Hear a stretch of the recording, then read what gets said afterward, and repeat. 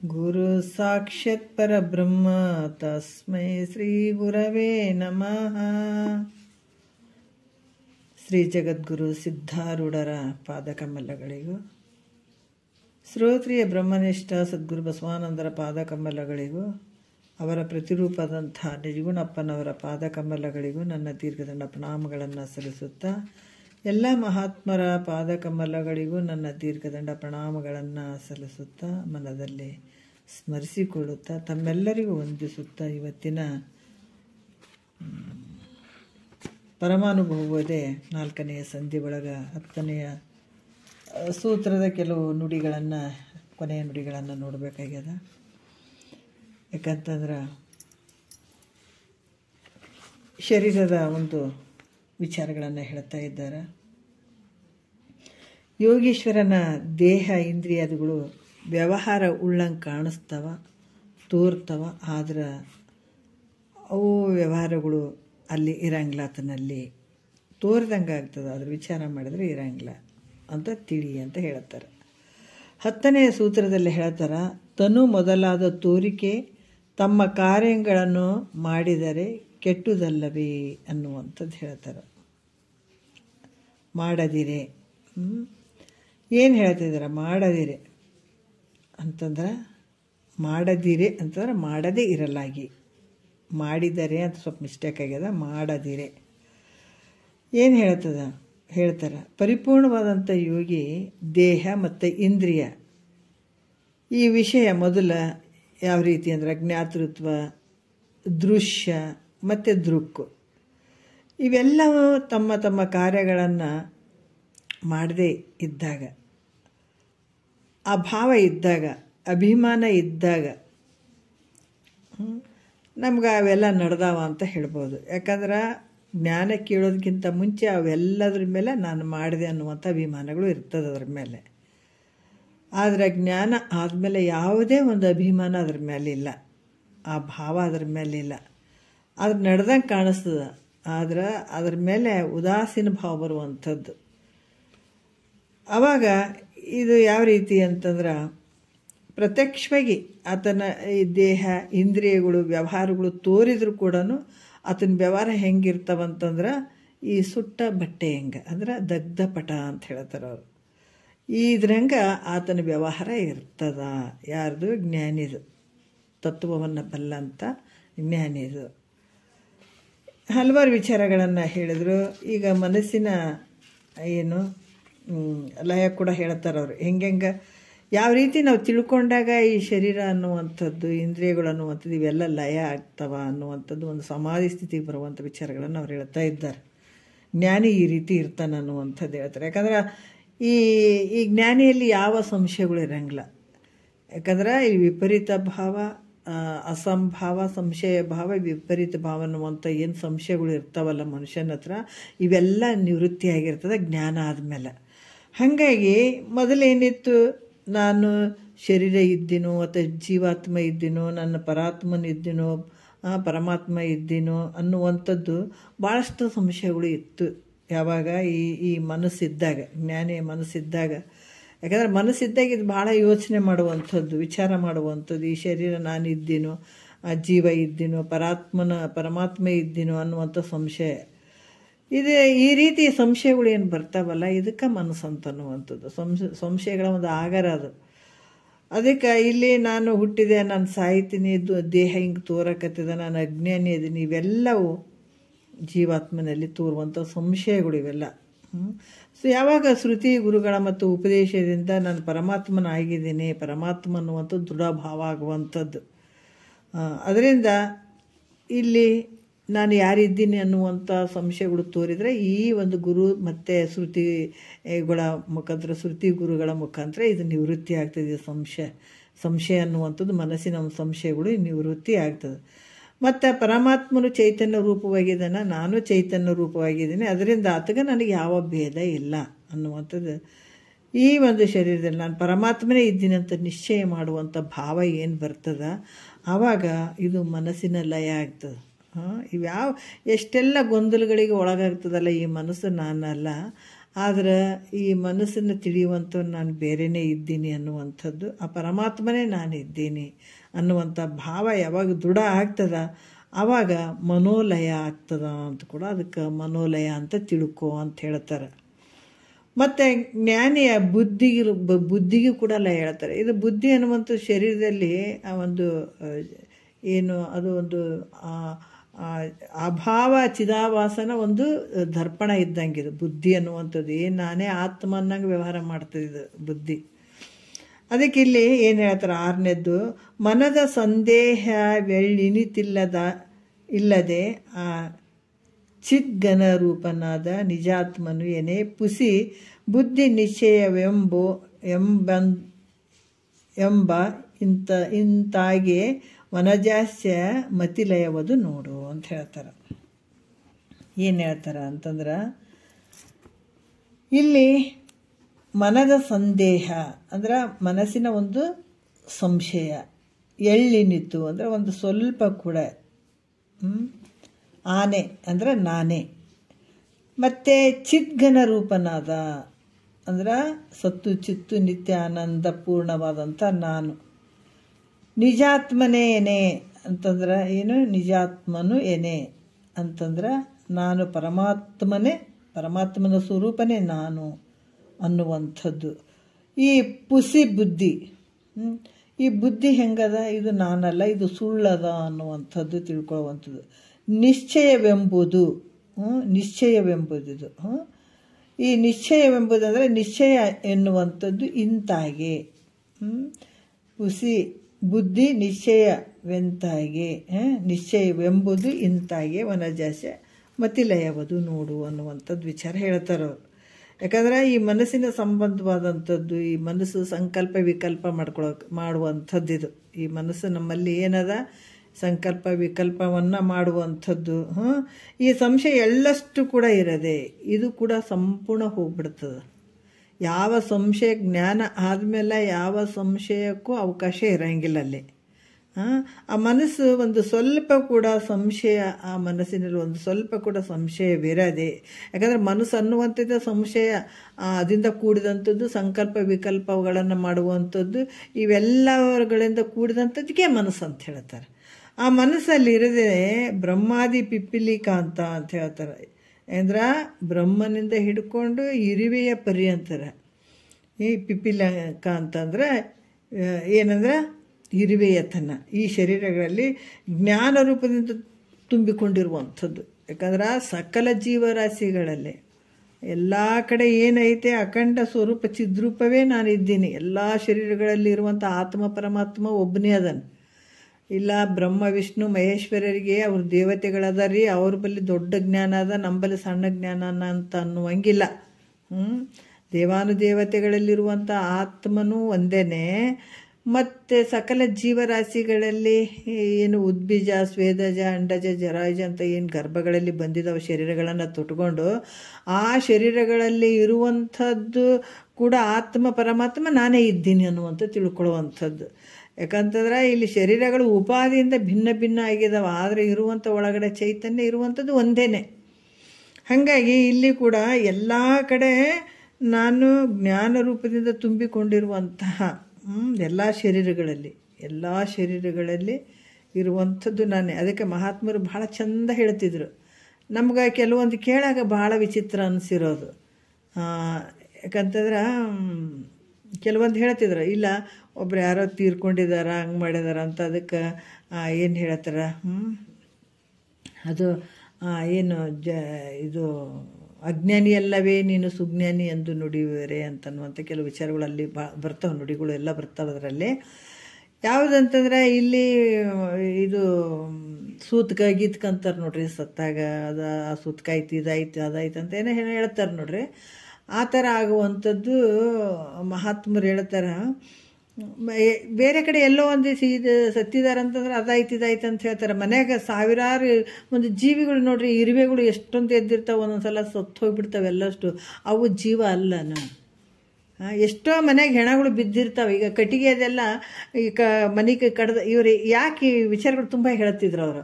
ಈ ಕಟ್ಟಿಗೆಗಳು ಕಿಟಕಿಗಳಿಗೆ ಅವೆಲ್ಲ ಇಟ್ಟಿದ್ದೀವಿ, ಅಂದರೆ ಇದು ಮೇಲ್ಗಡೆ ಎಲ್ಲ ನಾವು ಜಂತಿಗಳೆಲ್ಲ ಹಾಕ್ತೀವಿ, ಅವೆಲ್ಲ ಮತ್ತೆ ಅದು ಹೆಣನೇ ಅಲ್ಲನೂ ಅಂತಿದ್ರು ಅವರು. ಯಾಕಂತಂದ್ರೆ ಈ ಮನೆಗೆ ಇರುವೆಗಳೆಲ್ಲ ಸಾಯ್ತವಲ್ಲ, ಮತ್ತು ಅದು ಅಲ್ಲೇನೋದು ಜೀವ ಹೋಗ್ಯದ, ಅದು ಸತ್ತದ ಹೆಣ ಅಲ್ಲ ಅನ್ನೋದು. ಮನುಷ್ಯ ಮಾತ್ರ ಸತ್ತಾನಂತ ನಾವು ಇದಕ್ಕೆ ಸೂತ್ಗೆ ದಿನಕ್ಕೆ ದಿನ ಎಷ್ಟೋ ಮನ್ಯಾಗ ಇರುವೆಗಳು ಸಾಯ್ತವೆ, ಸೊಳ್ಳೆಗಳು ಸಾಯ್ತವೆ, ಅವೇನು ಜೀವ ಅಲ್ಲೇನೋ ಅಂತ ಹೇಳ್ತಿದ್ರು ಅವರು. ಮತ್ತು ಈ ರೀತಿಯಾಗಿ ಎಷ್ಟೋ ಮಂದಿ ತಲೆಬಾಗ್ಲಿ ಅವೆಲ್ಲ ಹಿಂಗಿಡ್ತಾರೆ, ಹಂಗಿಡ್ಬೇಕು ವಾಸ್ತು ಅಂತಾರೆ, ಏನು ಸಾಯೋದೇ ಇಲ್ಲನೋ ಅವ್ರ ಮನೆ ಅಂತ ಕೆಲವೊಂದು ವಿಚಾರಗಳನ್ನು ಹೇಳ್ತಿದ್ರು ಅವರು. ಹಾಗಾಗಿ ನಾವು ಸ್ವಲ್ಪ ವಿಚಾರಕ್ಕೆ ತೊಗೊಂಡೋದಾಗ ಎಲ್ಲ ಶರೀರಗಳಲ್ಲಿ ಆತ್ಮ ಪರಮಾತ್ಮ ಒಬ್ಬನೇ ಅದಂತಂದಾಗ ಶರೀರ ಉಪಾಧಿ ದೃಷ್ಟಿಯಿಂದ ಭಿನ್ನ ಭಿನ್ನ ಭಿನ್ನ ಅಂತೀವಿ, ಆದರೆ ಅದು ಕೂಡ ಜೀವನೇ ಅಲ್ಲ, ಅದು ಕೂಡ ಆತ್ಮ ಪರಮಾತ್ಮನೇ ಇರುವಂಥದ್ದು. ಹಾಗಾಗಿ ಇಲ್ಲಿ ಜ್ಞಾನ ಆದಮೇಲೆ ಇದನ್ನು ಅರ್ಥ ಮಾಡ್ಕೋತಾನೆ. ಜ್ಞಾನ ಆದಮೇಲೆ ಇದು ಅರ್ಥ ಆಗ್ತದೆ. ಜ್ಞಾನ ಆಗೋದಕ್ಕಿಂತ ಮುಂಚೆ ನಮಗೆ ಯಾವುದು ಅರ್ಥ ಆಗಂಗಿಲ್ಲ ಅಲ್ಲ. ಜ್ಞಾನ ಆದಮೇಲೆ ಗೊತ್ತಾಗ್ತದೆ. ಉಪಾದಿಯಿಂದ ಶರೀರಗಳು ತೋರ್ತಾವಂದ್ರೂ ಕೂಡ ಅದ್ರ ಒಳಗಡೆ ಇರುವಂಥ ಆತ್ಮ ಪರಮಾತ್ಮ ಒಂದೇ ಐತೆ. ಭಾಳಷ್ಟು ಕನಿಷ್ಠ ಜನ್ಮಕ್ಕೆ ಹೋಗಿದ್ದಾವ, ಅದ್ರ ಬಳಿ ಜೀವಾತ್ಮ ಬೇರೆ ಅದಾನ, ನಮ್ಮಲ್ಲಿ ಜೀವಾತ್ಮ ಬೇರೆ ಅದಾನ, ಮತ್ತು ಬ್ರಹ್ಮ ವಿಷ್ಣು ಮಹೇಶ್ವರ ಅವ್ರ ಹತ್ರ ಇರುವಂಥ ಆತ್ಮ ಪರಮಾತ್ಮ ಬೇರೆ ಅದಾನ ಅಂತ ಅನ್ನುವಂಥದ್ದು ಏನಿಲ್ಲ. ಆದರೆ ಇರುವಂಥ ಆತ್ಮ ಪರಮಾತ್ಮ ಒಂದೇ ಒಬ್ಬನೇ ಇರತ್ತೆ, ಎಲ್ಲ ಶರೀರಗಳಲ್ಲಿ ತೋರಾಕತ್ತವ ಅನ್ನುವಂಥದ್ದು ಉಪಾಧಿ ಮೂಲಕ ತೋರಾಕತ್ತೇವೆ. ಈಗ ಕೊಡದಾಗ ಸೂರ್ಯ ಒಬ್ಬನೇ ಅದಾನ, ಹೌದಾ? ಸೂರ್ಯ ಎಷ್ಟು ಮಂದಿ ಇದ್ದಾರೆ? ಒಬ್ಬನೇ ಅದಾನ. ಆತನ ಒಂದು ಪ್ರತಿಬಿಂಬ ಎಲ್ಲ ಕೊಡಗಳಲ್ಲಿ ಗಡಿಗೆಗಳಲ್ಲಿ ಕೊಡಗಳಲ್ಲಿ ಹೆಂಗೆ ಪ್ರತಿಬಿಂಬಿಸ್ತದ, ಅದೇ ರೀತಿ ಕೂಡ ಉಪಾಧಿಗಳಲ್ಲಿ ಪ್ರತಿಬಿಂಬಿಸ್ದಂಗೆ ಆಗ್ತದೆ. ಇರುವಂಥ ಆತ್ಮ ಪರಮಾತ್ಮ ಒಬ್ಬನೇ ಅದಾನ. ಈ ರೀತಿ ಎಲ್ಲ ಶರೀರಗಳಲ್ಲಿ ಜ್ಞಾನ ರೂಪದಿಂದ ತುಂಬಿಕೊಂಡಿರುವಂಥ ಅಖಂಡ ಚಿದ್ರೂಪವೇ ನಾನು ಇದ್ದೀನಿ ಅನ್ನುವಂಥ ದೃಢಭಾವ ಆಗಬೇಕು. ಹಂಗಂತಲೇ ಶತ್ರುಗಳಿಗೆ ಕೂಡ ಮಿತ್ರರು ಅಂದ್ಕೊಂಡ್ರೆ, ಯಾಕಂದ್ರೆ ಒಳಗಡೆ ಇರುವಂಥ ಆತ್ಮ ಚೈತನ್ಯವನ್ನು ನೋಡಿಕೊಂಡೆ ಮಹಾತ್ಮರು ಗಟ್ಟಿಯಾಗಿ ತಿಳ್ಕೊಂಡ್ರು. ಯಾವ ಒಂದು ಪ್ರಾಣಿ ಇರಲಿ, ಪಕ್ಷಿ ಇರಲಿ, ಮತ್ತು ಯಾರು ಒಂದು ಶತ್ರುಗಳಲ್ಲಿ ಅವರಿಗೂ ಕೂಡ ಅವರು ಮಿತ್ರತ್ವ ಭಾವ ಮಾಡಿದರು. ಯಾಕಂದ್ರೆ ಒಳಗಡೆ ಇರುವಂಥ ಆತ್ಮ ಪರಮಾತ್ಮ ನಾವು ಬೇರೆ ಇಲ್ಲವೇ ಇಲ್ಲಲ್ಲ, ಬೇರೆ ಇರ್ಲಿಕ್ಕೆ ಸಾಧ್ಯನೇ ಇಲ್ಲ. ಹಾಗಾಗಿ ಆತನ ಸ್ವರೂಪ ನನ್ನ ಸ್ವರೂಪ ಒಂದೇನೆ ಅಂತನ್ನುವಂಥ ಭಾವದಲ್ಲಿ ಇಲ್ಲಿ ಅಖಂಡ ಚಿದ್ರೂಪವೇ ನಾನಂತ ಇದ್ದೀನಿ. ಮತ್ತು ತನ್ನ ಬ್ರಹ್ಮಭಿನ್ನ ಪ್ರತ್ಯೇಗಾತ್ಮ ಸ್ವರೂಪ ಜ್ಞಾನವು ಉದಯವಾಗಲಿ ಅನ್ನುವಂಥ ಈ ರೀತಿ ಉದಯವಾಗಿರುವಂಥದ್ದು. ಈ ದೃಶ್ಯವಾದ ಬುದ್ಧಿ ಸುಳ್ಳು. ಈ ದೃಶ್ಯ ಕೂಡ, ಈ ಬುದ್ಧಿ ಕೂಡ ಆತ್ಮದಿಂದ ಅರಿಸಿಕೊಳ್ಳುವಂಥದ್ದು, ಅದು ಶಕ್ತಿಯನ್ನು ಪಡ್ಕೊಂಡಂಥದ್ದು ಅದು ಕೂಡ. ಅದಕ್ಕೆ ಇದು ಎಲ್ಲದಕ್ಕೂ ಆತ್ಮಂತರನೇ ಇದೆಲ್ಲ ವ್ಯವಹಾರ ಮಾಡ್ತಾ ಇರ್ತದೆ. ಇದು ಕೂಡ ಇನ್ನೊಂದರ ವಸ್ತುವಿನಿಂದ ಅರಿಸಿಕೊಳ್ಳುವಂಥದ್ದೈತೆ. ಅದಕ್ಕೆ ಈ ದೃಶ್ಯವಾದಂಥ ಬುದ್ಧಿ ಕೂಡ ಸುಳ್ಳೈತೆ. ಇದು ನಾನಲ್ಲ ಅನ್ನುವಂಥ ನಿಶ್ಚಯ ಜ್ಞಾನ ಯಾವಾಗಾಯಿತು ಅಂದರೆ ಅದು ಬುದ್ಧಿಲಯ ಅಂತ ಹೇಳ್ತಾರೆ, ಅಥವಾ ಮತಿ ಅಂದ್ರೆ ಒಂದೇ, ಬುದ್ಧಿ ಅಂದ್ರೆ ಒಂದೇ. ಇದು ಕೂಡ ಮತಿಲಯ ಅಂತ ಹೇಳಿಸ್ಕೊಳತ್ತದ. ಇದು ಬುದ್ಧಿ ಏನಂದ್ರೆ ಅದು ತಿಳಿಸಿಕೊಡುವಂಥದ್ದು, ನಮ್ಮಿಂದ ತಿಳಿಸಿಕೊಡುತ್ತದೆ. ಇದಕ್ಕೂ ಕೂಡ ಸ್ವತಂತ್ರತೆ ಇಲ್ಲ ಬುದ್ಧಿಗೆ. ಇದು ಯಾಕಂದ್ರೆ ಆತ್ಮನಿಂದ ಇದು ಕೂಡ ಅದು ಬೆಳಗ್ತಿರ್ತದೆ, ಅದು ಅರಿಸಿಕೊಳ್ತಾ ಇರ್ತದೆ. ಹಾಗಾಗಿ ಇದು ಬುದ್ಧಿ ಕೂಡ ದೃಶ್ಯವಾಗಿ ತಿಳಿಸಿಕೊಳ್ಳುವಂಥದ್ದೈತೆ. ಹಾಗಾಗಿ ಇದು ನಾನಲ್ಲ, ಬುದ್ಧಿ ಕೂಡ ನಾನಲ್ಲ ಅನ್ನುವಂಥದ್ದು ಯಾವಾಗ ನಿಶ್ಚಯ ಆಯಿತು ಅಂತಂದಾಗ ಅದು ಮತಿಲಯ ಅಥವಾ ಬುದ್ಧಿಲಯ ಅಂತ ಕೂಡ ಹೇಳ್ತಾರೆ ಅವರು. ಮತ್ತು ಜ್ಞಾನಿಯ ಅಹಂಕಾರ ಲಯ ಈ ಥರ ತಿಳ್ಕೊಂಡಿರ್ತಾನೆ ನೋಡ್ರಿ, ಈ ಥರಕ್ಕೆ ನಾವು ಲಯ ಮಾಡ್ಕೊಂಡಿರ್ತಾನೆ, ಈ ಥರ ತಿಳ್ಕೊಂಡಿರ್ತಾನೆ, ಇದಕ್ಕೆ ಲಯ ಅಂತ ಹೇಳಬೇಕಾಗ್ತದೆ. ಮತ್ತು ಜ್ಞಾನಿಯ ಅಹಂಕಾರದ ಲಯವನ್ನು ನಿರೂಪಣೆ ಮಾಡ್ತಾರೆ. ಏನು ಅಂತಂದರೆ 7ನೇ ನುಡಿಯಲ್ಲಿ ಹೇಳ್ತಾರೆ, ತನು ಮನಸಾದಿಗಳೊಳಗೆ ಅಹಂಭಾವನೆ ತನಗೆ ಮುನ್ನಿನ ಓಲಿಲ್ಲದುದ ಅದನ್ನು ಎಂಬರೋ ಅಹಂಕೃತಿ ಲಯವೆಂದು ವನಿತೆ ನೀನಿದನ್ನು ಇಂತು ತಿಳಿಯುವುದು ಅಂತ ಹೇಳ್ತಾರೆ. ಏನು ಹೇಳ್ತಾರ ಅಂದ್ರೆ, ಈ ಶರೀರ ಮನಸ್ಸು, ಮನಸ್ಸಾದಿ ಅಂದಾಗ ಶರೀರ, ಮನ, ಬುದ್ಧಿ, ಚಿತ್ತು, ಅಹಂಕಾರ ಅಂತ ತಗೊಳ್ಬೇಕು. ಇವು ಯಾಕಂತಂದರೆ ಇವೆಲ್ಲಗಳಲ್ಲಿ ಏನಂತಂದ್ರೆ ಈ ನಾನು ಅನ್ನುವಂಥ ಭಾವನೆ ಇತ್ತು. ಯಾವಾಗ ಗುರು ಮುಖಾಂತರ ಕೇಳೋದಕ್ಕಿಂತ ಮುಂಚೆ ಮೊದಲೇನಿತ್ತು, ಈ ಶರೀರ ನಾನು ಅಂದ್ಕೊಂಡು ನಂದು ಅಂತ ಅಂದ್ಕೊಳ್ಳೋದು, ಈ ಮನಸ್ಸಿನಲ್ಲಿ ಆತ್ಮ ಭಾವನೆಯನ್ನು ಮಾಡುವಂಥದ್ದು ಯಾವುದು ಅಜ್ಞಾನ ಕಾಲದಲ್ಲಿ ಇತ್ತು. ಇದರಲ್ಲಿ ನಾನು ಅನ್ನುವಂಥದ್ದು ಅಹಂಕಾರ, ಅಹಂಭಾವನೆ ತೋರ್ತಾ ಇತ್ತು. ಇದು ಯಾವಾಗಿತ್ತು ಅಂತಂದ್ರೆ ಅಜ್ಞಾನ ಕಾಲದಲ್ಲಿ ಇತ್ತು. ಯಾವಾಗ ಈ ಗುರು ಮುಖಾಂತರ ತಿಳ್ಕೊಂಡ ನಂತರ, ಶ್ರುತಿ ಗುರುಗಳ ಮುಖಾಂತರ ತಿಳ್ಕೊಂಡ ನಂತರ ಇವಾಗ ನಮಗೆ ಭಿನ್ನಾಗಿ ತೋರ್ತಾವೆ. ಈ ಶರೀರ ನಾನು ಅಲ್ಲ. ಮತ್ತು ಈ ಮನಸ್ಸು, ಬುದ್ಧಿ, ಚಿತ್ತು, ಅಹಂಕಾರ ನಮಗೆ ಗೊತ್ತಾಗ್ತದೆ ನೋಡ್ರಿ. ಒಂದೊಂದು ಈ ಬಿಡಿ ಭಾಗಗಳು, ಇವೇನು ಶರೀರ ಐತಲ್ಲ, ಶರೀರಕ್ಕೆ ಇವೆಲ್ಲ ಈ ಇಂದ್ರಿಯಗಳು ಅದಾವ. ಇಂದ್ರಿಯಗಳು ಎಲ್ಲ ವ್ಯವಹಾರ ಮಾಡ್ತಾವ. ಇವು ನಮಗೆ ಯಾಕೆ ಬಂದುವಪ್ಪ ಈ ಶರೀರಕ್ಕೆ ಇವೆಲ್ಲಷ್ಟು ಇಂದ್ರಿಯಗಳು ಅಂದ್ರೆ, ನಮ್ಮ ಹಿಂದಿನ ಒಂದು ಪ್ರಾರಬ್ಧ ಕರ್ಮದಿಂದ ಪಾಪ ಪುಣ್ಯ ಅನ್ನುವಂಥ ಒಂದು ಪ್ರಾರಬ್ಧ ಕರ್ಮ ಏನಿರ್ತದೆ ಅದನ್ನು ಅನುಭವಿಸ್ಲಿಕ್ಕೆ ಈ ಶರೀರ ಬಂತು. ಆದರೆ ಈಗ ಬಂದದಂದ್ರೂ ಕೂಡ ಈ ಶರೀರನೇ ನಾನು ಏನಂದ್ರೆ ಅಲ್ಲ, ಇದು ಬಂದದ ಮತ್ತು ಹೋಗುವಂಥದ್ದು. ಯಾವುದು ಹುಟ್ಟ್ಯದ ಅದು ನಾಶ ಆಗಲೇಬೇಕು. ಹುಟ್ಟಿದಂಥದ್ದು ನಾಶ. ಎಷ್ಟೋ ದಿವಸದಿಂದ ಮನೆ ಕಟ್ಟಿದ್ದೀವಿ ಅಂದ್ರೆ ಅದು ಹಂಗೆ ಇರ್ತದೇನಂದ್ರೆ ನಾಶ ಆಗ್ತದೆ. ಗಿಡಗಳು ಎಷ್ಟೋ ಹುಟ್ಟ್ಯಾವಂದ್ರೆ ಅವು ನಾಶ ಆಗ್ತವೆ. ಹುಟ್ಟಿದ್ವಿ ಎಲ್ಲ ನಾಶ ಆಗುವಂಥದ್ದು. ಶರೀರ ಕೂಡ ಉತ್ಪನ್ನ ಆಗ್ಯದ. ತಂದೆ ತಾಯಿ ರೇತು ರಕ್ತದಿಂದ ಕೂಡಿದಂಥ ಈ ಶರೀರ ಕೂಡ ಉತ್ಪನ್ನ ಆಗ್ಯದೆ. ಇದು ನಾಶ ಆಗ್ತದೆ. ಈ ಇಂದ್ರಿಯಗಳು ಕೂಡ ಪಂಚಭೂತದಿಂದ ಒಂದರಾಗ ಒಂದು ಬೆರಿಕೆಯಾಗಿ ಇವು ಇಂದ್ರಿಯಗಳು ಬಂದಾವ, ಇವು ತೋರ್ತಾವ. ಆದರೆ ಇವನು ಉತ್ಪನ್ನ ಆಗ್ಯಾವಂತಂದ್ರೆ ಇವು ಯಾವಾಗಲೂ ಇರ್ತಾವೇನಂದ್ರೆ ಇವು ಕೂಡ ನಾಶ ಆಗ್ತಾವೆ. ಹಾಗಾಗಿ ಇವು ಎಲ್ಲ ನನವು ಅಂತೇನು ಇವೆಲ್ಲದ್ರ ಮೇಲೆ ಏನು ಅಹಂಕಾರ ಭಾವ ಮಾಡಿದ್ದ ಯಾವಾಗ ಅಜ್ಞಾನದ ಕಾಲದಲ್ಲಿ, ಯಾವಾಗ ಗುರು ಮುಖಾಂತರ ಇದನ್ನು ತಿಳ್ಕೊಂಡ ಇವೆಲ್ಲ ನನಗೆ ಅನ್ಯ ಅದಾವ, ಇವು ನನಗೆ, ಯಾಕಂದ್ರೆ ಇವು ಯಾವ ನಾನಾಗಕ್ಕೆ ಸಾಧ್ಯ ಇಲ್ಲ. ಮತ್ತು ನಮ್ಮ ಅನುಭವಕ್ಕೂ ಬರ್ತಾವೆ. ಯಾಕಂದರೆ ಈ ಶರೀರ ತಿಳಿಸಿಕೊಳ್ಳುವಂಥದ್ದು ಯಾವುದು ನೀನಲ್ಲ ಅಂತಂದಾಗ, ಈ ಶರೀರ ನಾನು ತಿಳಿದುಕೊಳ್ತೀನಿ ಅಂತಂದಾಗ ಈ ಶರೀರ ನಾನಲ್ಲ, ಈ ಮನಸ್ಸು ನಾನಲ್ಲ, ಬುದ್ಧಿ ನಾನಲ್ಲ, ಚಿತ್ತು ನಾನಲ್ಲ ಅನ್ನುವಂಥ ಭಾವ ನಮಗೆ ಬರ್ತಾ ಹೋಗ್ತದೆ. ಯಾಕಂತಂದರೆ ಇಲ್ಲಿ ನಮ್ಮ ಇಂದ್ರಿಯಗಳು ಕೂಡ ಶಾಶ್ವತ ಅಲ್ಲ. ಈ ಕಣ್ಣಾಗಲಿ ಕಿವಿ ಆಗಲಿ ಇವೆಲ್ಲ ನಾವು ಇನ್ನು ನಮ್ಮ ಆಯುಷ್ಯ ಇರ್ತದೆ, ಇವಾಗಲೇ ನಮ್ಮನ್ನು ಕೈ ಕೊಟ್ಬಿಡ್ತಾವೆ. ಕಣ್ಣು ಕಾಣದೇ ಹೋಗ್ತದೆ, ಕಿವಿ ಕೇಳದೆ ಹೋಗ್ತದೆ, ಕಾಲು ನಡೆಯೋಕೆ ಆಗದೇ ಇರ್ತದೆ, ಕೈ ಹೋಗ್ತದೆ. ಇವೆಲ್ಲ ಆಗಲೇ ನಮ್ಮ ಶರೀರದೊಳಗೆ ಒಂದು ಒಂದು ಒಂದು ಒಂದು ಬಿದ್ದು ಹೋಗೋಕೆ ಶುರುವಾಗ್ತದೆ. ಇದು ಆಗಲ್ಲ ಅಂತಲ್ಲ, ವಯಸ್ಸಾದ್ಮೇಲೆ ಅಂತಲ್ಲ, ಎಲ್ರಿಗೂ ಆಗುವಂಥದ್ದೇ ಇದು.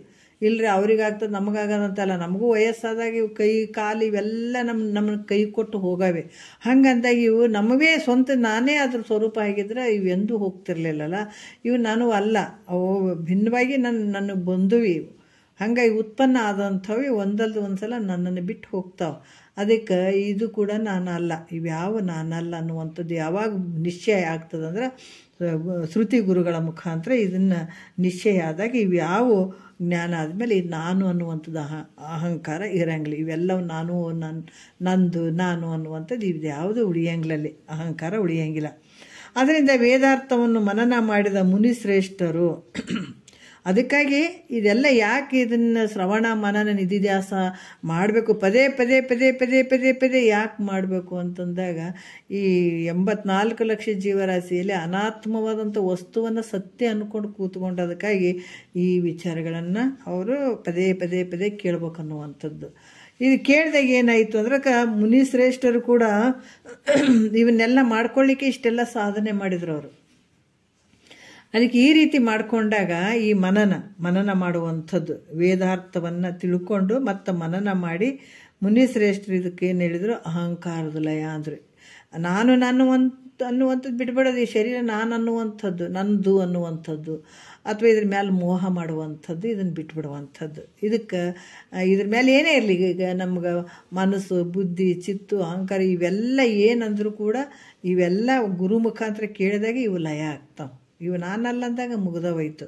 ಹಂಗಾಗಿ ಇದಕ್ಕೆ ಏನು ಹೇಳಿದ್ರು ಮುನಿಶ್ರೇಷ್ಠರು ಅಂದ್ರೆ ಅಹಂಕಾರದ ಲಯ ಅಂತ ಹೇಳ್ತಾರೆ. ಇದನ್ನು ಚೆನ್ನಾಗಿ ತಿಳಿ ಮೈತ್ರ ನೋಡ್ರಿ, ಅದ್ಭುತವಾಗಿ. ಇವ್ಯಾವ ನಾನು ಅಲ್ಲ ಅಂದಾಗ ಇನ್ನು ಏನಿರ್ತದೆ ಹೇಳ್ರಿ. ಶರೀರ ನಾನಲ್ಲ, ಶರೀರದಲ್ಲಿ ತೋರುವಂಥ ಇವ್ಯಾವ ನಾನಲ್ಲ, ಇವು ನನಗೂ ಅಲ್ಲ, ಇವ್ಯಾವ ನಾನಲ್ಲ, ಇವು ನನಗೂ ಅಲ್ಲ ಅಂತ ಅನ್ನುವಂಥದ್ದು. ಇದ್ರ ಮೇಲೆ ಈ ನಾನು ಅನ್ನುವಂಥದ್ದು ಅಹಂಕಾರ ಏನು ಹೋಗ್ತದ, ಈ ಅಹಂಕಾರದ ಲಯ ಅಂತ ಅನಿಸ್ಕೊಳ್ತದೆ.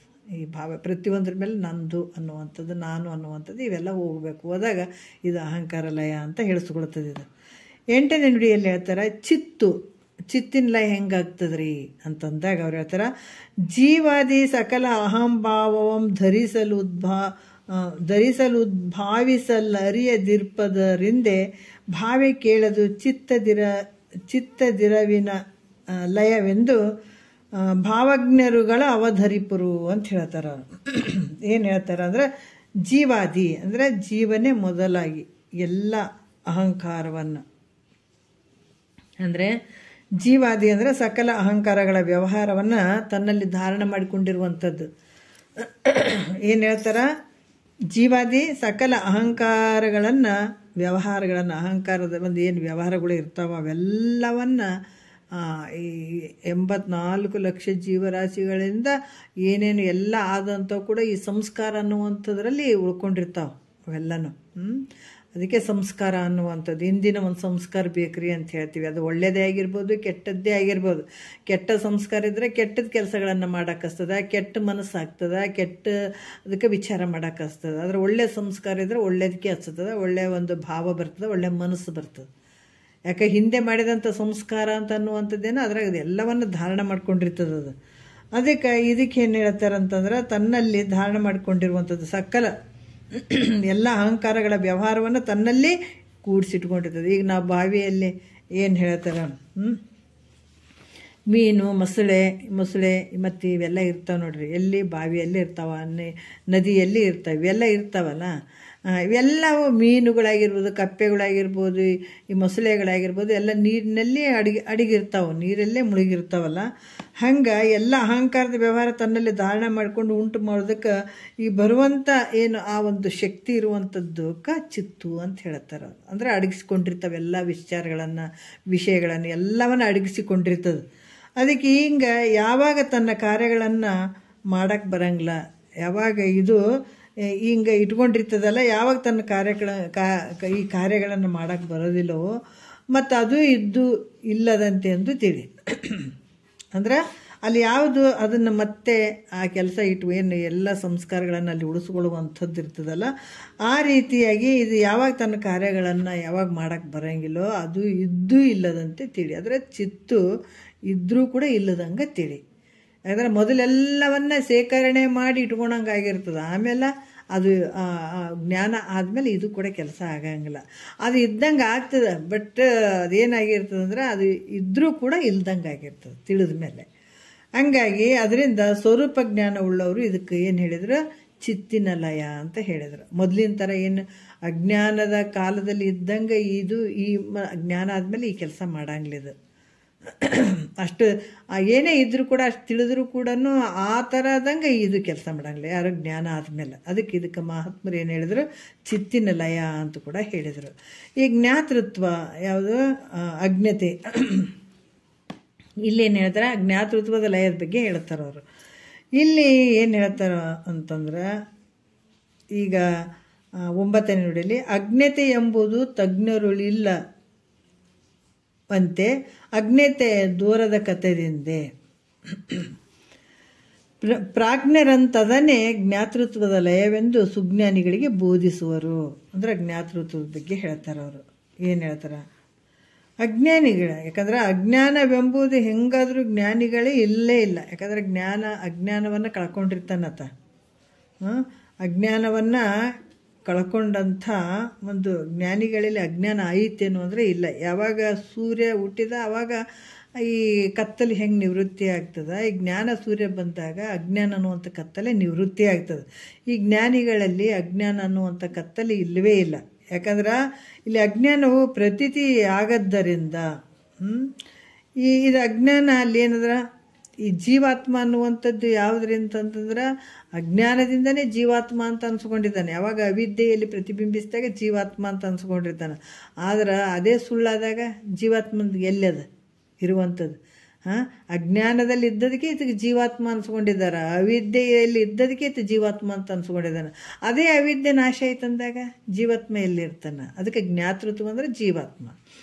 ಅದಕ್ಕೆ ಅಜ್ಞಾನವೆಂಬುದು ಹೇಗಾದರೂ ಜ್ಞಾನಿಗಳು ಇಲ್ಲವೇ ಇಲ್ಲ. ಯಾಕಂದ್ರೆ ಅಜ್ಞಾನವು ಪ್ರತೀತಿ ಆಗದ್ದರಿಂದ ಜ್ಞಾನಿಗಳಲ್ಲಿ ಪ್ರತೀತಿ ಆಗ್ತದೆ ಅನ್ನೋ ತೋರ್ತಾನಂದ್ರೆ ಇಲ್ಲವೇ ಇಲ್ಲ. ಇಂಥ ಅಜ್ಞಾನದ ಅಭಾವವನ್ನೇ ಕುರಿತು ನೋಡ್ರಿ, ಅಜ್ಞಾನ ಇಲ್ಲದೇ ಇದ್ದಾಗ ಎಷ್ಟು ಅದ್ಭುತವಾಗಿ ಹೇಳ್ತಾರೆ ನೋಡ್ರಿ. ನಮ್ಗೆ ಯಾವಾಗ ನಮ್ಗೆ ಜ್ಞಾನ ಅನ್ನುವಂಥ ವಿವೇಕ ಏನು ಸತ್ಯದ ಅರಿವನ್ನು ಮಾಡಿಸ್ತಾನ, ಅಜ್ಞಾನ ಅನ್ನುವಂಥ ಕತ್ತಲೆ ಯಾವಾಗ ನಮ್ಗೆ ಆವರಣ ಆಗ್ಯದ, ಅಜ್ಞಾನ ಅನ್ನುವಂಥದ್ದು ಬಂದಾಗ ಜೀವಾತ್ಮ ಅಂತ ಅನ್ನುವಂಥ ಒಂದು ಈ ನೀರಿನಲ್ಲಿ ಕಪ್ಪೆ ಇರ್ತದೆ ನೋಡ್ರಿ, ಕಪ್ಪೆ ಮಾಸ್ತರೇ ಇರ್ತದಲ್ಲ, ಆ ಥರ ಆವರಣ ನಮ್ಗೆ ಯಾವಾಗ ನಮ್ಮ ಸ್ವಸ್ವರೂಪಕ್ಕೆ ಆವರಣ ಆಗಿರ್ತದೆ ಅಂಥ ಸಂದರ್ಭದಲ್ಲಿ ನಮ್ಗೆ ಜೀವ ಅನ್ನುವಂಥ ಹೆಸರು ಬರ್ತದೆ.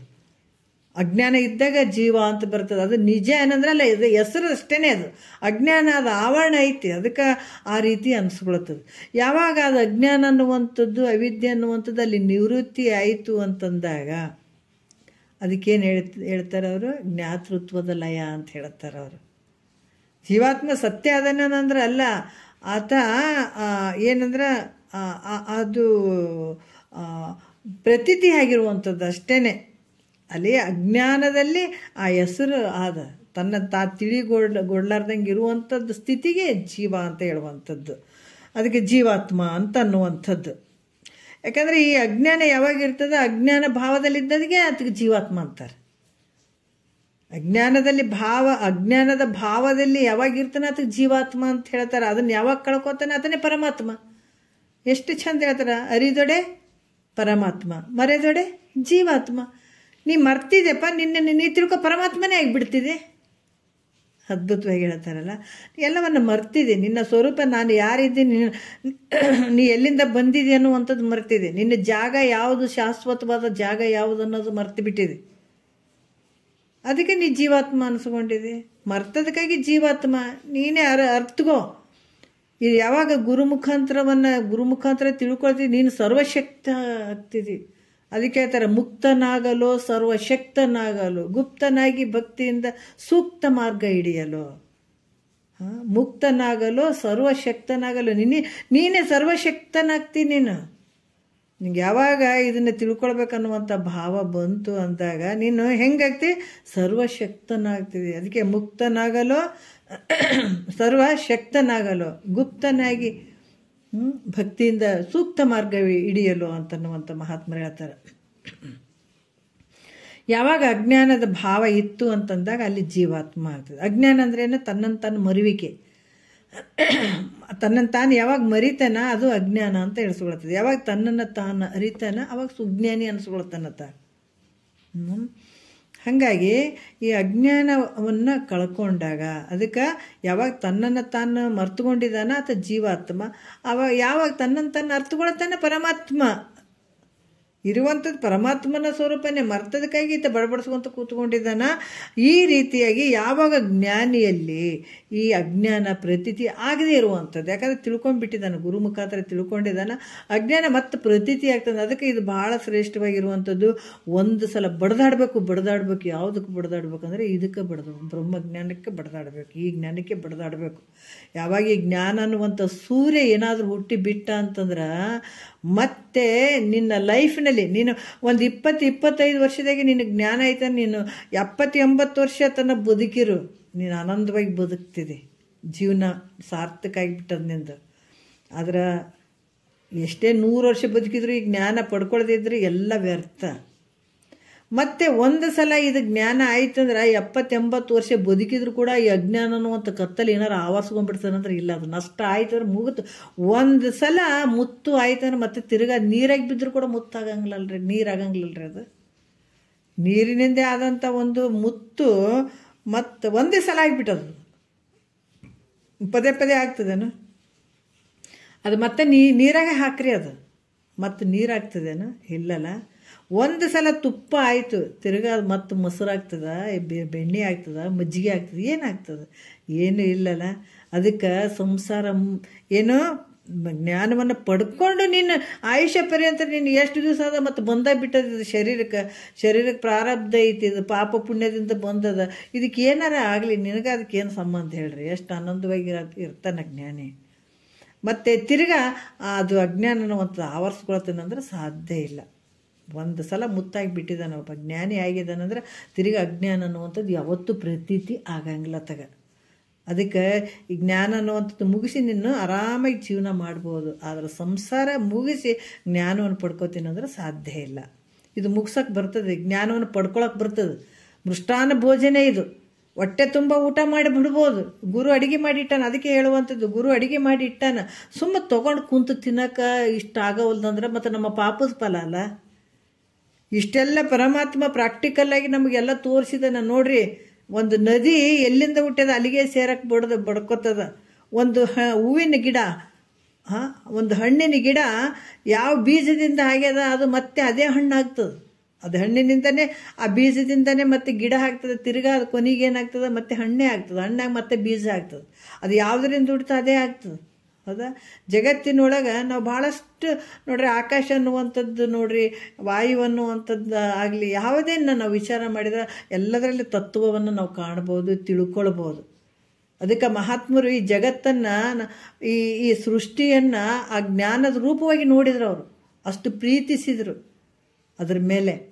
ತಮ್ಮ ಒಳಗಡೆ ಇರುವಂಥ ಸ್ವರೂಪವನ್ನೇ ಹೊರಗಡೆ ಕಂಡುಬಿಟ್ರು ಅವರೆಲ್ಲ. ಹಾಗಾಗಿ ಇಲ್ಲಿ ಕೂಡ ಏನು ಹೇಳ್ತಾರ, ಇಂಥ ಒಂದು ಮಹಾತ್ಮರು ಇಷ್ಟೆಲ್ಲ ನಮಗೆ ಹೇಳಿದಾರ.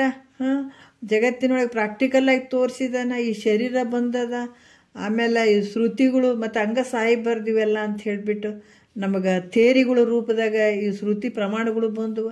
ಇದನ್ನ ಹೇಳಕ್ಕೆ ಸದ್ಗುರು ಬಂದಾನ, ಚಂದ ಅಡುಗೆ ಮಾಡಿಟ್ಟಾರ, ಚಂದ ಕುಂತು ಉಂಡ್ರೆ ಆನಂದ ನೋಡ್ರಿ. ಹೊಟ್ಟೆ ತುಂಬ ಉಣ್ಬೇಕು. ಹೊಟ್ಟೆ ತುಂಬ ಉಂಡಿದ್ಮೇಲೆ ಮತ್ತು ಅದು ಬೇಕು ಇದು ಬೇಕಂತ ಏನಾರ ಅಪೇಕ್ಷೆ ಆಗ್ತದೆ ಅನ್ನೋದ್ರೆ ನಮ್ಗೆ ಅಪೇಕ್ಷೆ ಆಗಂಗಿಲ್ಲ. ಹೊಟ್ಟೆ ತುಂಬ ಉಂಡ ಮೇಲೆ ಇನ್ನೇನು ಬಯಸೋಕ್ಕಾಗ್ತದೆ ಹೇಳ್ರಿ? ಏನೂ ಇಲ್ಲಲ್ಲ. ಅದ್ರಂಗ ಮಹಾತ್ಮರು ಮಾಡಿದಂಥ ಅಡುಗೆಯನ್ನು ಇಲ್ಲಿ ಚೆನ್ನಾಗಿ ಊಟ ಮಾಡಿ, ಮೃಷ್ಟಾನ್ನ ಭೋಜನ ಇದು ಊಟ ಮಾಡಿದ್ಮೇಲೆ ಬೇರೆ ಆ ಕಡೆ ನೋಡೋಂಗಿಲ್ಲ, ಈ ಕಡೆ ನೋಡೋಂಗಿಲ್ಲ, ಬರೀ ಆನಂದವಾಗಿ ಎದ್ದು ಬಿಡೋದು. ಮತ್ತು ಹಸಿವಾಗ್ತದೆ ಅಂದ್ರೆ ಹಸಿವಾಗಂಗಿಲ್ಲ. ಅದು ಇದು ಬೇಕಂತ ಬಯಸ್ತದೆ ಅಂದ್ರೆ ಅದನ್ನು ಬಯಸಂಗಿಲ್ಲ. ಇದು ಏನು ಇಲ್ಲ, ಇದು ಆ ಕಡೆನೂ ಬಯಸೋದಿಲ್ಲ, ಈ ಕಡೆನೂ ಬಯಸೋದಿಲ್ಲ, ಹಸಿವಾಗದು ಅನ್ನೋದಿಲ್ಲ, ಏನೇನು ಒಂದು ಸಲ ಹೊಟ್ಟೆ ತುಂಬ ಉಂಡ್ರೆ ಆಯಿತು. ಅಂಥ ಒಂದು ಅಡುಗೆ ರೀ ಇದು. ಹಾಗಾಗಿ ಮತ್ತು ಈ ಜ್ಞಾನಿ ಹೊಟ್ಟೆ ತುಂಬ ಉಂಡುಬಿಟ್ಟಿರ್ತಾನೆ, ಮತ್ತು ಅದಕ್ಕೆ ಏನಾರ ಹಸಿವಾಗಿ ಮತ್ತು ಉಣ್ಬೇಕಂತ ಆಸೆ ಆಗ್ತದೆ ಅಂದರೆ ಏನಿಲ್ಲ. ಅಜ್ಞಾನ ಯಾವತ್ತೂ ಅದಕ್ಕೆ ಮತ್ತೆ ಪ್ರತೀತಿ ಆಗಂಗಿಲ್ಲ. ಹಾಗಾಗಿ ಈ ಅಜ್ಞಾನದ ಅಭಾವ ಅಲ್ಲೇನು ಇರದೇ ಇದ್ದಂಗೆ ಆಯಿತು ಅಂದಾಗ ಅದಕ್ಕೆ ಕುರಿತು ಜ್ಞಾನಿಗಳು ಏನಂದ್ರಲ್ಲೇ ಜ್ಞಾತೃತ್ವ ಲಯ ಅಂದರು. ಗೊತ್ತಾಯ್ತಲ್ಲ? ಜ್ಞಾನ ಅದೇನಾಯಿತು ಅಂದರೆ ಅಜ್ಞಾನ ಅಲ್ಲಿ ಪ್ರತೀತಿ ಇಲ್ಲ, ಬರೀ ಅರಿವಿನ ಸ್ವರೂಪ. ಎಲ್ಲಿ ನೋಡಿದ್ರು ಕೂಡ ಅದಕ್ಕೆ ಎಲ್ಲ ರೂಪವು ತಾನಂತೆ ನೋಡ್ರಿ. ಎಲ್ಲ ರೂಪ ತಾನೇ ಆದಾಗ ಇನ್ನು ಜೀವಾತ್ಮ ಎಲ್ಲಿರ್ತದಲ್ಲಿ? ಜೀವತ್ವ ಭಾವನೆ ಇರಂಗಿಲ್ಲ. ಜೀವ ಇರ್ತದೆ, ಅದ್ರ ಜೀವತ್ವ ಭಾವನೆ ಇಲ್ಲ ಅಂತಂದಾಗ ತಾನೇ ಪರಮಾತ್ಮ ಅದಾನ ಅದ್ಲಿ. ಅದಕ್ಕೆ ಪರಮಾತ್ಮನ ಅಲ್ಲಿ ಇಲ್ಲಿ ನೋಡ್ಬೇಕಾದ್ರೆ ನಾವು ಇದ್ದಾಗ ಪರಮಾತ್ಮನ ಸ್ವರೂಪನೇ ಆಗಿಬಿಡ್ಬೋದಲ್ಲ. ಎಂಥ ಅದ್ಭುತ ಶಕ್ತಿ ಇದರಲ್ಲಿ ಐತೆ. ಮಹಾತ್ಮರು ಇದಕ್ಕಾಗಿ ಬಡ್ದಾಡಿದರು. ಇದ್ದಾಗೆ ಶರೀರ ಇದ್ದಾಗೆ ನಾವು ಪರಮಾತ್ಮನ ಸ್ವರೂಪನೇ ಆಗಿಬಿಡ್ಬೋದು, ಅದು ಸರ್ವಶಕ್ತನಾಗಿ ಬಿಡ್ಬೋದು ನಾವು. ಅಷ್ಟೊಂದು ಒಂದು ಶಕ್ತಿ ಇದರಲ್ಲೈತೆ. ಅದಕ್ಕಿಂತ ಅಜ್ಞಾನದ ಅಭಾವವನ್ನೇ ಕುರಿತು ಏನು ಹೇಳಿದರು ಮಹಾತ್ಮರು? ಬಲ್ಲವರು ಸುಜ್ಞಾನಿಗಳಿಗೆ ಜ್ಞಾತೃತ್ವದ ಲಯ ನೋಡು ಅಂತ ಹೇಳಿದ್ರು ಅವರು. ಇದಕ್ಕೆ ನೋಡು ಮೈತ್ರ ಹಿಂಗೆ ಹೇಳ್ತಾರ, ಯಾವಾಗ ಅಜ್ಞಾನ ನಿನ್ನಲ್ಲಿ ನಿವೃತ್ತಿ ಆಯಿತು ಅಂದಾಗ ಬರೀ ಜ್ಞಾನ ಸ್ವರೂಪನೇ ನೀನು ಇರುವಂಥದ್ದು. ಅದಕ್ಕೆ ಹೇಳ್ತಾರೆ, ಇದು ಸುಮ್ಮನೆ ಕೇಳಲಾರ್ದ ಕುಂದ್ರೋದಕ್ಕಿಂತ ನಾವು ಕೇಳ್ತಾ ಹೋದ್ರೆ ದಾರಿ ನಡೀತಾ ಇದ್ದೀವಿ, ಹಾಗೇ ಆಗ್ತದೆ. ಆ ಸ್ವರೂಪಕ್ಕೆ ಬರ್ತೀವಿ. ಅದಕ್ಕೆ ಬ್ರಹ್ಮನ ತಿಳ್ಕೊಳಕ್ಕೆ ಹೋದ ಬ್ರಹ್ಮನೇ ಆಗ್ತಾನೆ. ಪರಮಾತ್ಮನ ತಿಳಿಯುವಂಥ ಪರಮಾತ್ಮನೇ ಆಗಲೇಬೇಕು. ಮಾಮೂಲಿ ಹೇಳ್ತಾರೆ, ಒಂದು ಗೋಡೆಯಲ್ಲಿ ಅಲ್ಲಿ ಇಟ್ಟಂಥ ಒಂದು ಮಣ್ಣಿನ ಗೂಡು ಥರ ಮಾಡಿಬಿಟ್ಟು ಒಂದು ಕೀಡೆ, ಹಸಿರು ಕೀಡೆಯನ್ನು ತಂದು ಆ ಭ್ರಮರ ಗುಯ್ ಅಂತ ಸುತ್ತರಿತದೆ ನೋಡಿ ಒಳಗೆ.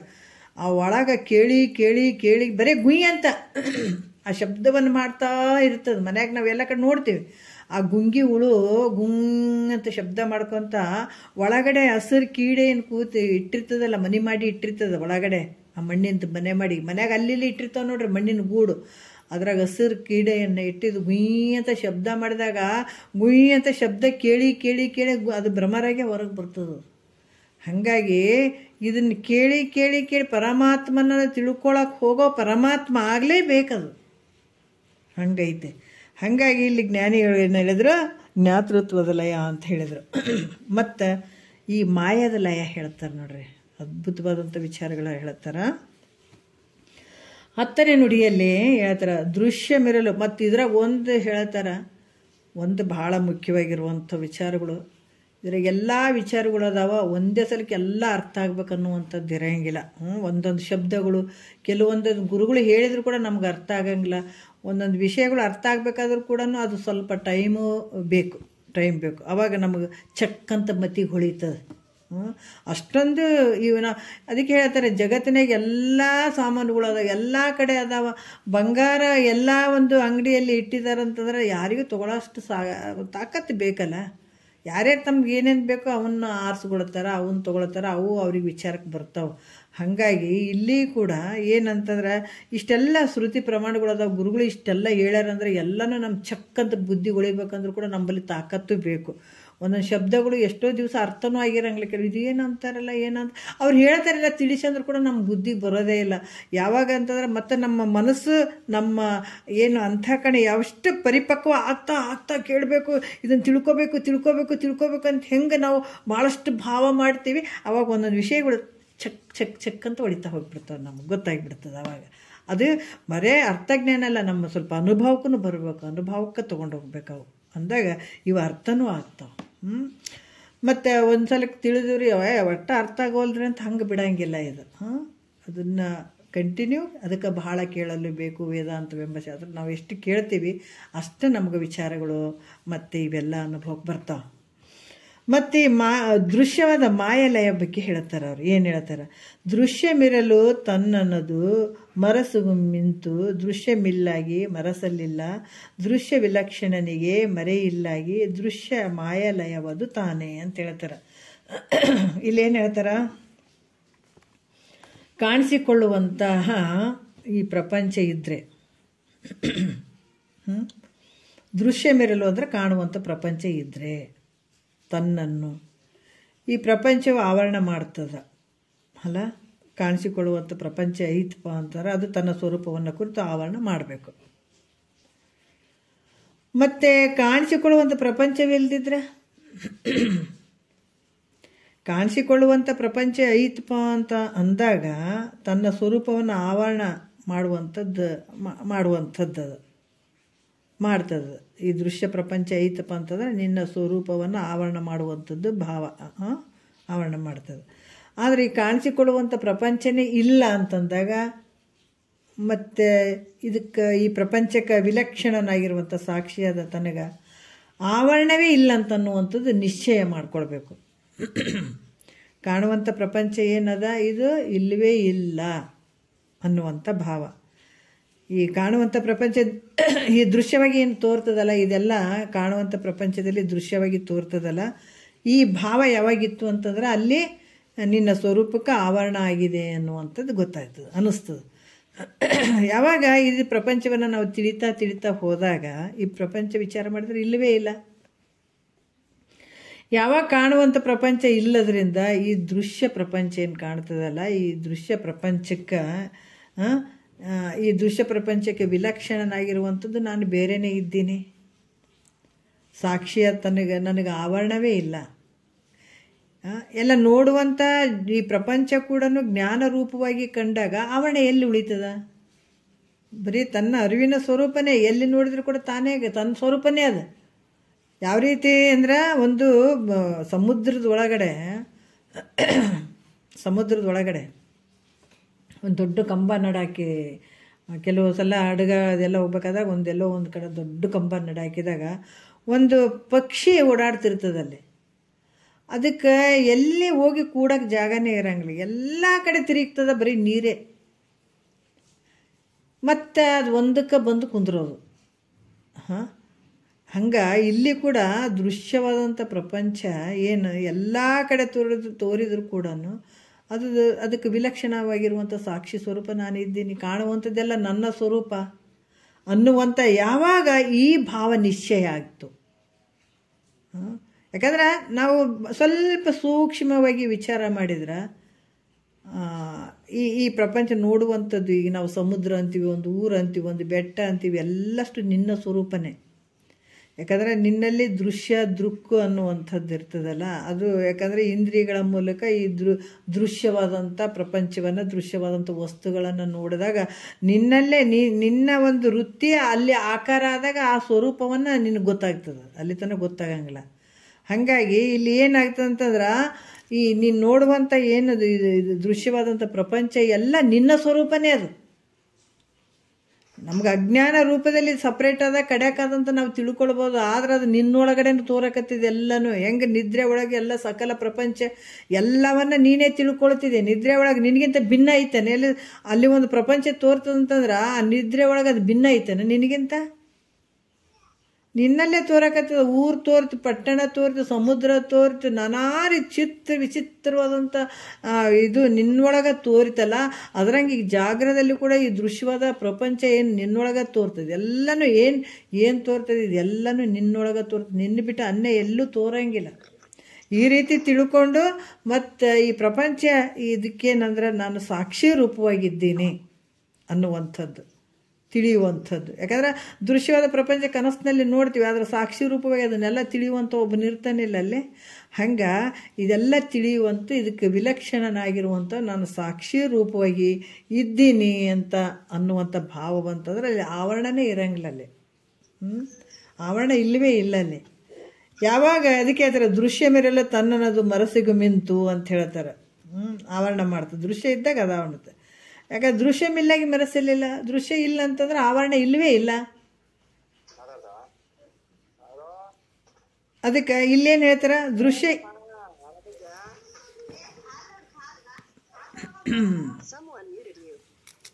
ಮ್ಯೂಟ್ ಮಾಡ್ರಿ. ಏನು ಹೇಳ್ತಾರೆ ಇಲ್ಲಿ, ದೃಶ್ಯ ಇಲ್ಲ ಅಂತಂದ್ರೆ ಆವರಣ ಇಲ್ಲವೇ ಇಲ್ಲ. ಎಲ್ಲಿಂದ ಇರ್ತದೆ ದೃಶ್ಯ ಇಲ್ಲದೆ ಇಲ್ಲ ಅಂತಂದಾಗ?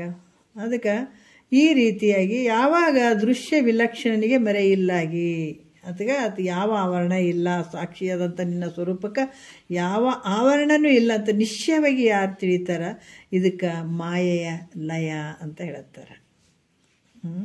ಇದೆಲ್ಲ ಪ್ರಪಂಚ ಐತಪ್ಪ, ಈ ಜಗತ್ತಿನ ನಾನು ಇದ್ದೀನಪ್ಪ, ಇದೆಲ್ಲ ಯಾವುದ್ರ ಕೆಲಸ ಅಂದ್ರೆ ಮಾಯೆಯಿಂದನೇ ಈ ಜಗತ್ತು ಹಿಂಗೆ ತೋರಕತ್ತದ ಅಂತ ಅಂದ್ಕೊಂಡಿರ್ತೀವಿ. ಹೊರತಾಗಿ ಈ ಒಂದು ಪ್ರಪಂಚಕ್ಕೆ ಈ ಒಂದು ನಾನು ವಿಲಕ್ಷಣನಾಗಿ ಸಾಕ್ಷಿ ರೂಪವಾಗಿದ್ದೀನಿ ನಾನು ಅಂತಂದಾಗ ಅದು ಏನಾಗ್ತದೆ, ಮಾಯೆ ಲಯ ಅಂತ ಅನಿಸ್ಕೊಳ್ತದೆ.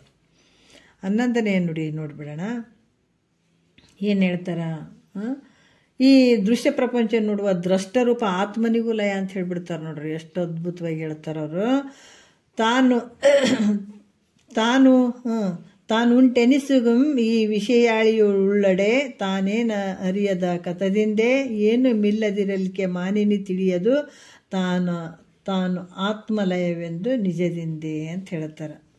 ಏನು ಹೇಳ್ತಾರೆ, ಆತ್ಮಲಯದ ಬಗ್ಗೆ ಕೂಡ ಅವ್ರು ಹೇಳ್ತಾರೆ. ಏನು ಹೇಳ್ತಾರೆ ಅಂತಂದ್ರೆ, ವಿಷಯಾಳಿಯುಳ್ಳಡೆ ಅಂದರೆ ಕಾಣುವಂಥ ವಿಷಯ ಸಮೂಹಗಳು ಇದ್ದದ್ದು ಆದರೆ ತಾನು ಇರುವಾತನೆಂದು ಎಳಿಸಿಕೊಳ್ಳುವನು ಅಂದ್ರೆ ತಾನು ಇದ್ದೇನೆ, ತಾನುಂಟೆನಿಸುಗಂ ಅಂತ ಹೇಳ್ತಾರೆ. ಈ ದೃಶ್ಯ ರೂಪ ವಿಷಯಗಳು ಇದ್ದದ್ದಾದ್ರೆ ಯಾವಾಗ ಈ ದೃಶ್ಯವಾದಂಥ ವಿಷಯಗಳು ಅದಾವ ಅಂತಂದಾಗ ದೃಕ್ರೂಪ ಆತ್ಮನ ಇರ್ತಾನಂತ ಹೇಳಿಸ್ಕೊಳ್ತದೆ. ಈಗ ಈ ದೃಶ್ಯಗಳನ್ನು ಅರಿಯುವಂಥವ್ನು ಯಾರು, ದೃಕ್. ಯಾಕಂದರೆ ಯಾವಾಗ ವಸ್ತುಗಳು ನಮ್ಮಿಂದ ತಿಳಿಸಿಕೊಳ್ಳಕತ್ತೇವಂದ್ರೆ ನೋಡುವಂಥವು ನಾನು ದೃಕ್ರೂಪವಾಗಿ ಇದ್ದೀನಿ ಅಂತ ಹೇಳಿಸ್ಕೊಳ್ತಾನೆ. ದೃಕ್ರೂಪದ ಆತ್ಮನು ತಾನು ಏನನ್ನು ಅರಿಯೋದ್ರಿಂದ ಈ ದೃಕ್ರೂಪದಂಥ ನಾನು ಏನನ್ನ ತಿಳಿತಾ ಇಲ್ಲ ಅರಿಯೇನು ಅಂತ ಅನ್ನೋದ್ರಿಂದ ಅರಿಯೋದ್ರಿಂದ ದೃಶ್ಯವಾದ ಪ್ರಪಂಚ ಆದರೂ ಏನೂ ಇಲ್ಲವೇ ಇಲ್ಲ. ಇವ ಅರಿಯುವಂಥವನು ಅದಾನಂತದಕ್ಕಾಗಿ ದೃಶ್ಯವಾದ ಪ್ರಪಂಚ ಐತಪ್ಪ ಅಂತ ತೋರ್ತದೆ. ಇವ ಅರಿಯುವಂಥವನೇ ಇರಲಿಲ್ಲ ಅಂದರೆ ದೃಶ್ಯವಾದ ಪ್ರಪಂಚ ಎಲ್ಲಿರ್ತದ್ರಿ? ಇವ ಅರಿಯವ ಅದಾನಂತ ಅನ್ನೋದಕ್ಕಾಗಿ ದೃಶ್ಯವಾದಂಥ ಪ್ರಪಂಚ ತೋರಕತ್ತದ ನಮಗೆ ಅಲ್ಲ. ಈಗ ಅರಿಯವನೇ ಇರಲಿಲ್ಲ ಅಂದ್ರೆ ಈಗ ನಿದ್ರೆ ಒಳಗೆ ನಮ್ಗೆ ಏನಂತಂದ್ರೆ ನೋಡ್ರಿ, ನಿದ್ರೆ ಒಳಗೆ ಅರಿಯುವಂಥದ್ದು ಏನಾರ ಅಲ್ಲಿ ಐತೇನು ಅಂತಂದ್ರೆ ವಿಷಯಾದಿಗಳ ವಸ್ತುಗಳನ್ನು ಅರಿಯುವಂಥದ್ದು ಈ ದೃಷ್ಟ ಅದಾನೇನಂದ್ರೆ ಅಲ್ಲಿ ಇರಂಗಿಲ್ಲ. ಯಾಕಂತಂದರೆ ಇಲ್ಲಿ ದೃಕ್ ರೂಪನಾದಂಥ ಆತ್ಮನು ತಾನು ಏನನ್ನು ಅರಿಯೋದ್ರಿಂದ ಏನನ್ನು ಅರಿಯೋದ್ರಿಂದ ದೃಶ್ಯವಾದ ಪ್ರಪಂಚ ಆದರೂ ತಾನು ಏನೂ ಇಲ್ಲ. ಯಾಕಂದರೆ ಆತ ಅರಿದೇ ಇದ್ದಾಗ ಈ ದೃಶ್ಯವಾದಂಥ ಒಂದು ಪ್ರಪಂಚ ಕೂಡ ಇಲ್ಲವೇ ಇಲ್ಲ. ಹೀಗೆ ದೃಕ್ಕು ದೃಶ್ಯಗಳೆರಡು ಒಂದನ್ನೊಂದು ಸಾಪೇಕ್ಷೆ ಮಾಡಿಕೊಂಡಿರ್ತವೆ ಅಂತ ತಿಳ್ತಕ್ಕಂದ್ರೆ ದೃಕ್ಕಿದ್ದಾಗ ದೃಶ್ಯ ಇರ್ತದೆ, ದೃಶ್ಯ ಇದ್ದಾಗ ದೃಕ್ ಇರುವಂಥದ್ದು. ಯಾಕಂದರೆ ದೃಕ್ಕಿದ್ದಾಗೆ ದೃಶ್ಯ ಇರುವಂಥದ್ದು. ಯಾವಾಗ ಈತ ನೋಡ್ತಾನೆ ಅವಾಗ ದೃಶ್ಯ ಇರ್ತದೆ. ಈ ಒಂದಕ್ಕೊಂದು ಸಾಪೇಕ್ಷ ರೀತಿಯಿಂದ ಕೂಡ್ಕೊಂಡಿರುವಂಥವು. ಅದರಿಂದ ಇದು ದೃಕ್ರೂಪ ಆತ್ಮನ ಲಯ ಅಂತ ಹೇಳ್ತಾರೆ. ಅದರಿಂದ ಇದಕ್ಕೇನು ಹೇಳ್ತಾರೆ, ದೃಕ್ರೂಪ ಆತ್ಮನ ಲಯ ಅಂತ ತಿಳಿಯುವಂಥದ್ದು. ಅಂದ್ರೆ ದೇಹಾದಿಗಳೆಲ್ಲವೂ ಕಾರ್ಯದಿಂದ ಅನುಮಾನ ಮಾಡಲಿಕ್ಕೆ ಯೋಗ್ಯಗಳಾಗಿರ್ತಾವಂತ ಹೇಳ್ತಾರೆ. ಈ ರೀತಿ ದೇಹಾದಿಗಳು ಎಲ್ಲವೂ ನಾವು ಇದನ್ನು ವಿಚಾರ ಮಾಡಿ ನೋಡಿದಾಗ, ಮನನ ಮಾಡಿ ನೋಡಿದಾಗ ನಮಗಿವೆಲ್ಲ ಅರ್ಥ ಆಗ್ತದೆ, ಯೋಗ್ಯಗಳಾಗಿರ್ತದೆ. ಅದರಿಂದ ಅವು ಜ್ಞಾನಿಗೆ ಇದ್ದಂತೆ ತೋರಿದ್ರು ಕೂಡ ಇಲ್ಲಿ ಕೂಡ ಆ ದೃಶ್ಯ ಎರಡೂ ಇರಂಗಿಲ್ಲ ನೋಡ್ರಿ, ಎರಡೂ ಇರಂಗಿಲ್ಲ. ಅದಕ್ಕೆ ಏನು ಹೇಳ್ತಾರೆ, ಆತ್ಮಲಯ ಅಂತ ಕೂಡ ಹೇಳುತ್ತಾರಲ್ಲಿ. ಮತ್ತು ಇದು ಯಾಕಂದ್ರೆ ಇವು ಜ್ಞಾನಿಗೆ ಇವೆಲ್ಲ ತೋರ್ತಾವೆ. ನಮಗೇನು ಅನ್ನಿಸ್ತದೆ, ಒಬ್ಬ ಜ್ಞಾನಿ ಹೆಂಗ್ರಿ ತಿಳ್ಕೊಂಡಿದ್ದಾನೆ. ಭಾಳಷ್ಟು ಜನ ಹೇಳ್ತಾರೆ, ಇಷ್ಟು ತಿಳ್ಕೊಂಡು ಇಷ್ಟೆಲ್ಲ ಮಾಡಿದ್ರೆ ಇಲ್ರಿ ಜ್ಞಾನಿ, ಮತ್ತು ಆತನ ನಮ್ಮಂಗೆ ಉಣ್ತಾನೆ, ತಿಂತಾನೆ, ವ್ಯವಹಾರ ಮಾಡ್ತಾನೆ, ಸಂಸಾರ ಮಾಡ್ತಾನೆ, ನೌಕರಿ ಮಾಡ್ತಾನೆ, ಹಂಗಲ್ರಿ ಹಿಂಗಲ್ರಿ ಅಂತ ನಾನಾ ರೀತಿಯಿಂದ ಹೇಳ್ಬೋದು. ಆದ್ರೆ ಆತನು ಹಿಂಗಿರ್ತಾವೆ ನೋಡ್ರಿ, ಎಲ್ಲ ತನ್ನೊಳಗೆ ಸಂಪೂರ್ಣವಾಗಿ ಬಿಟ್ಕೊಂಡಿರ್ತಾನತ್ತ. ಅದಕ್ಕೆ ಈ ರೀತಿ ಅದರಿಂದ ಜ್ಞಾನಿಗೆ ಇದ್ದಂತ ತೋರ್ತಾವ, ಆದರೆ ಏನು ಅಲ್ಲಿರಂಗಿಲ್ಲ. ಆತ ಮಾಡಿದಂಥ ವ್ಯವಹಾರಕ್ಕೆ ಯಾವ ಪುಣ್ಯ ಪಾಪ ಅವು ಯಾವ ಲೇಪನಗಳು ಇಲ್ಲ. ಆತ ಮಾಡುವಂಥವು ಕೂಡ ಅದ್ರಾಗ ಯಾವೊಂದು ಶಕ್ತಿನ ಹಲ್ಲೆ ತೆಗೆದಂಥ ಹಾವು ಹೆಂಗಿರ್ತದೆ ಹಂಗೆ ಅದ್ರಾಗ ಏನಾರು ವಿಷಯ ಇರ್ತದೆ ನೋಡಿ. ಹಾವಿನೊಳಗೆ ಹಲ್ಲಿನೊಳಗೆ ವಿಷಯ ಇರ್ತದೆ, ಮತ್ತು ಅದು ವಿಷಯನ ತೆಗೆದುಬಿಟ್ಟಾಗ, ಅದು ಹಲ್ಲೆ ತೆಗೆದುಬಿಟ್ಟಾಗ ವಿಷಯ ಇರ್ತದೇನೋ ಅಂದರೆ ಇರಂಗಿಲ್ಲಲ್ಲ. ಹಂಗಾಗಿ ಈತ ಎಲ್ಲಕ್ಕೂ ಸಾಕ್ಷಿ ರೂಪವಾಗಿ ನಾನು ಇದ್ದೀನಿ ಅಂತ ಎಲ್ಲವನ್ನ ಅದರಲ್ಲಿ ಲಯ ಆಗಿರ್ತಾವೆ. ಆತ ಏನು ವ್ಯವಹಾರ ಮಾಡ್ತಾನಂದ್ರೂ ಕೂಡ ಅದ್ರಾಗ ಏನೂ ಇರಂಗಿಲ್ಲ. ನೋಡೋರ ಕಣ್ಣಿಗೆ ವ್ಯವಹಾರ ಮಾಡಕತ್ತೇನಂತ ತೋರ್ತದ ಹೊರತಾಗಿ ಇದ್ದಂತೆ ತೋರಿದ್ರು ಕೂಡ ಅದು ಹೆಂಗದ, ದಗ್ಧಪಟದಂತೆ ಇಲ್ಲಂತ ತಿಳಿಬೇಕು. ಯಾಕಂದ್ರೆ ಅವು ತಮ್ಮ ಕಾರ್ಯಗಳನ್ನು ಮಾಡದಿರುವುದರಿಂದ. ಯಾಕಂದರೆ ಇವೆಲ್ಲ ಸುಮ್ಮನೆ ಕೈ ಕಾಲು ಇಟ್ಕೊಂಡು ಇದೇನು ಶರೀರ ಇಟ್ಕೊಂಡು ಆತ ಏನು ವ್ಯವಹಾರಗಳು ಮಾಡ್ದಂಗೆ ಮಾಡ್ತಾನೆ. ಯಾಕಂದರೆ ಎಲ್ಲ ಒಂದು ಅರಿವಿನ ಸ್ವರೂಪನೇ ಇರ್ತಾನೆ, ಪರಮಾತ್ಮನ ಸ್ವರೂಪನೇ ಇರ್ತಾನೆ. ಆದರೂ ಕೂಡ ಇವೆಲ್ಲ ಕೆಲಸ ಮಾಡ್ದಂಗೆ ತೋರ್ತಾವಂದ್ರೂ ಕೂಡ ಅವು ಅದರಿಂದ ಏನೂ ಆತಗೆ ಎಫೆಕ್ಟು ಇಲ್ಲ, ಅದ್ರಾಗ ಭಾವನೆ ಇರಂಗಿಲ್ಲ. ಆತ ನಿಜವಾಗಿ ಎಲ್ಲ ಕಾರ್ಯಗಳು ಮಾಡ್ತಾನೇನಂದ್ರೆ ಮಾಡದೇ ಇರುವಂಗೆ ಇರ್ತಾನೆ, ಸುಟ್ಟು ಬಟ್ಟೆ ಹಂಗೆ ಇರ್ತಾನೆ ಅಂತ ವಿಚಾರ ಹೇಳುತ್ತಾರೆ. ತನ್ನ ಒಂದು ಜ್ಞಾನ ಸ್ವರೂಪದಲ್ಲೇ ಇರ್ತಾನೆ, ಪರಮಾತ್ಮನ ಸ್ವರೂಪದಲ್ಲೇ ಆ ಜ್ಞಾನಿ ಇರ್ತಾನೆ ಅಂತನ್ನುವಂಥ ವಿಚಾರವನ್ನು ಇಲ್ಲಿ ಹೇಳ್ತಾರೆ. ಯೋಗೀಶ್ವರನಿಗೆ ದೇಹಾದಿಲಯ ಪ್ರಕಾರ ನಿರೂಪಣೆ ಸೂತ್ರ 10ಕ್ಕೆ ಪದ 90 ಅಂತ ಹೇಳಿ ಮುಂದಿನ ವಿಚಾರ ಭಾಳ ಅದ್ಭುತವಾಗಿ ಹೇಳ್ತಾರೆ. ಜಗತ್ತಿನ ಲಯದ ಬಗ್ಗೆ ಹೇಳ್ತಾರೆ. ನೋಡೋಣ ಮುಂದೆ ಭಾಳ ಅದ್ಭುತವಾದಂಥ ವಿಚಾರಗಳದಾವ. ನಾಳೆ ಮಾತಾಡೋಣ. ಒಂದೆರಡು ಮತ್ತು ಗುರುಗಳ ಪಾದಕ್ಕೆ ಅರ್ಪಿಸಿ ಹರವು.